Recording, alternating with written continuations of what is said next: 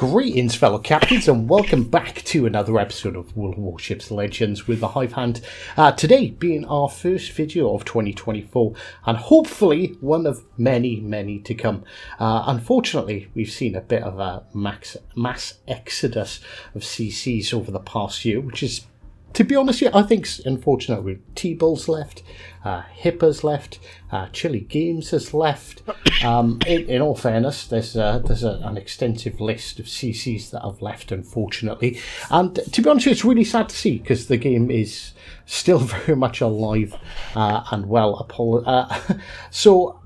And to be honest with you, I remember recording this video before I took my sort of Christmas hiatus. I basically had about a month off, and not only, as you can see, this is my last match, which just so happened to be a Kraken in the Plymouth, 133,000 damage, a torpedo hit, a flood, 5 kills, bunch of citadels, some defence.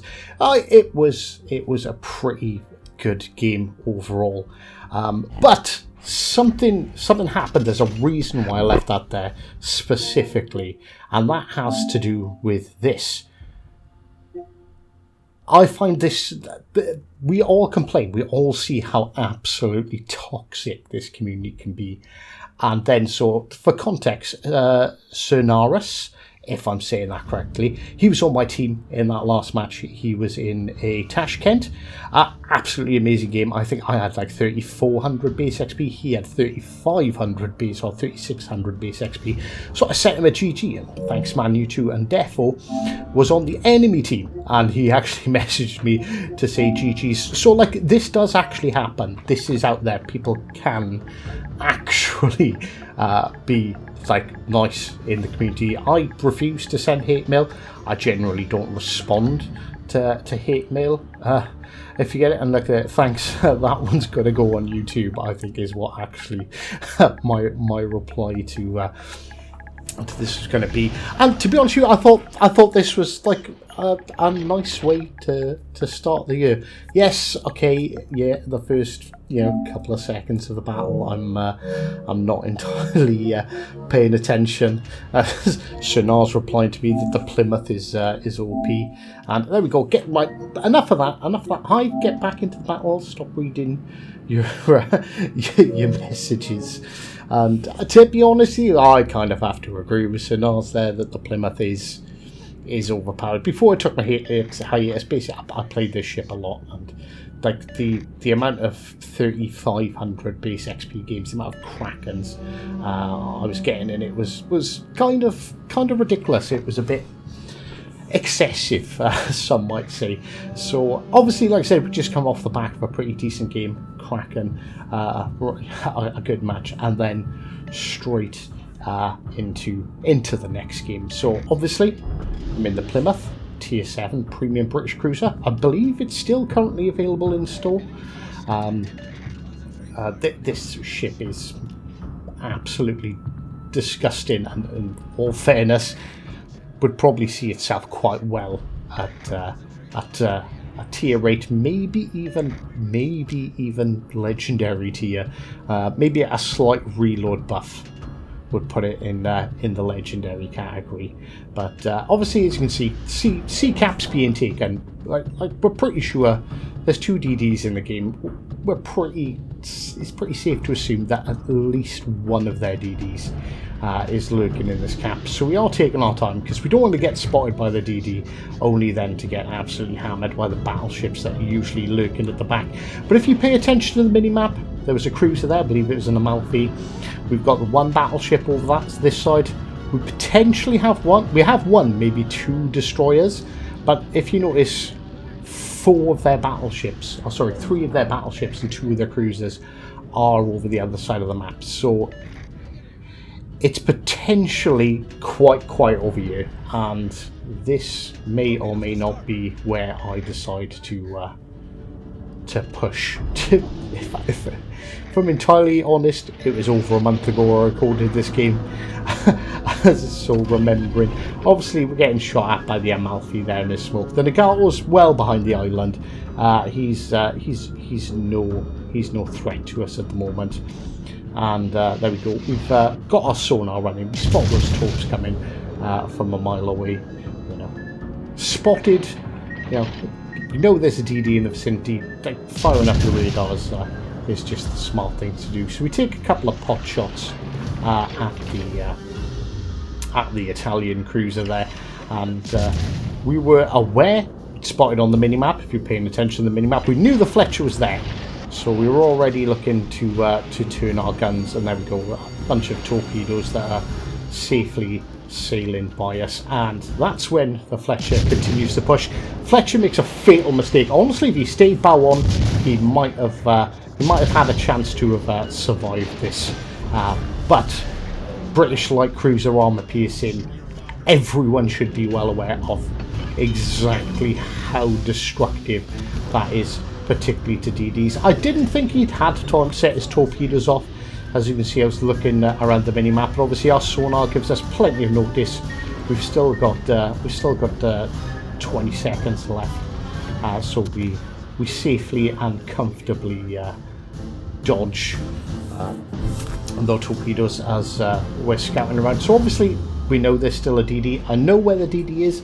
He's down the southwest of the map, because he's keeping us spotted.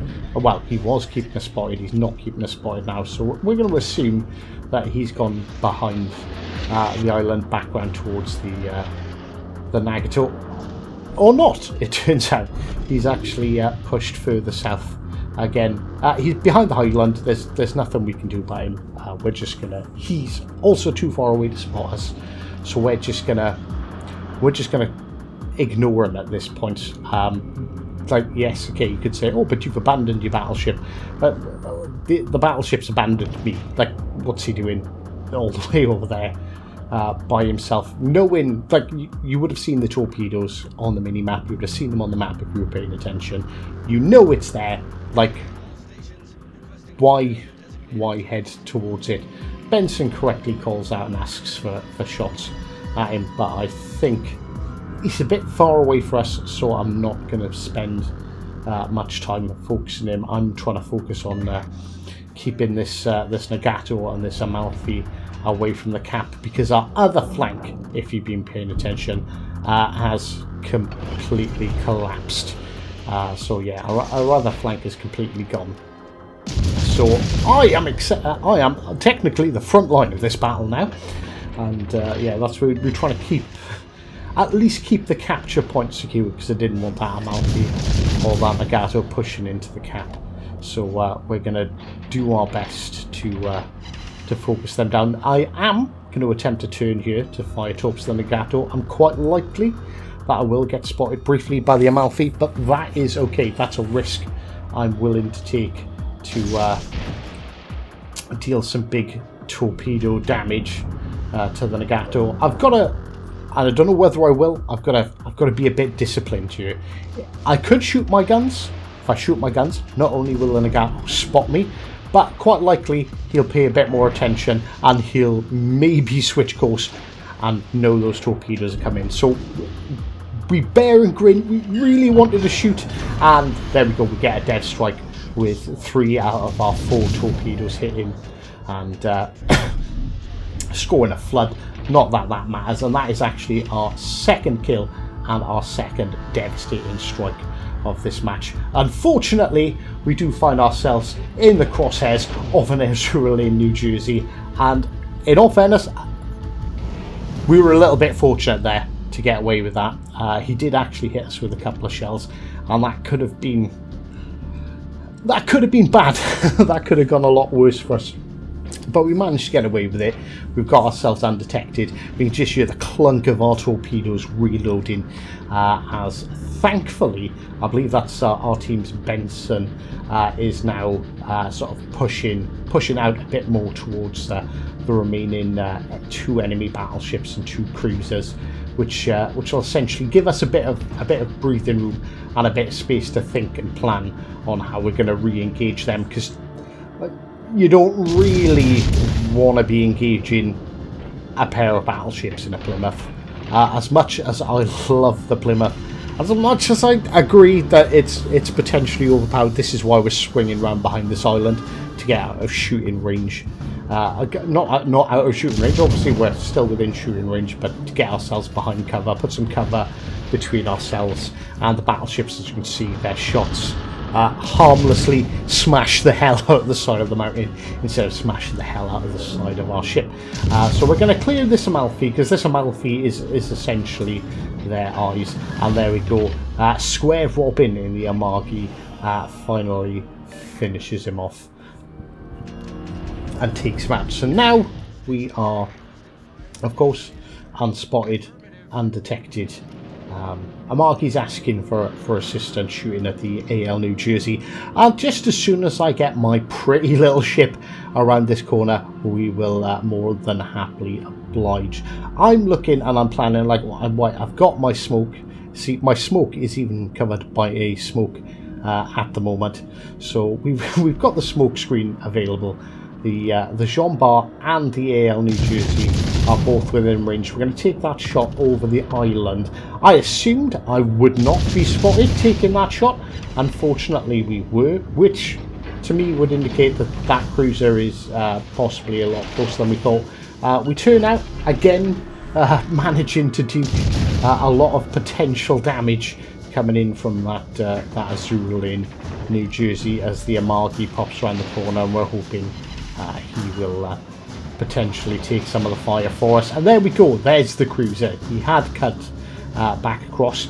It is also a British cruiser, a poor little Fiji.